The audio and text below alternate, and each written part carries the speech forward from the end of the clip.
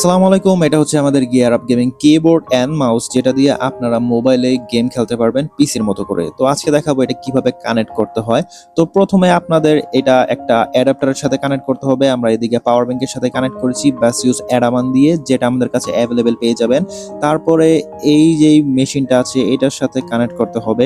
এদিকে আরেকটা ইম্পর্টেন্ট কথা, আপনারা মাউসের যেই পোর্টটা আছে, মাউসের পোর্টের মধ্যে মাউস কানেক্ট করবেন, আর যেই কিবোর্ডের পোর্টটা আছে ওটার মধ্যে কিবোর্ড কানেক্ট করবেন। এই জিনিসটা অনেকেই ভুল করে। তারপর আপনাদের ব্লুটুথ কানেক্ট করতে হবে। ব্লুটুথের মধ্যে গেলে আপনারা পাবেন M1 Pro নামে একটি ব্লুটুথ পাবেন, ওটার সাথে কানেক্ট করতে হবে। এটা কিন্তু এদিকেও লেখা আছে M1 Pro। তো ব্লুটুথ কানেক্ট করার পরে আমরা আগে ব্লুটুথটা কানেক্ট করে নেই, তারপর দেখাচ্ছি। তারপর আপনাদের একটা অ্যাপ ইনস্টল করতে হবে, যেটা আপনারা প্লে স্টোরে পেয়ে যাবেন। অ্যাপটির নাম হলো কু গেমার্স। এটা আপনারা এই ডিভাইসটার নিচেও স্ক্যানার দেওয়া আছে, ওটা স্ক্যান করলেই পেয়ে যাবেন।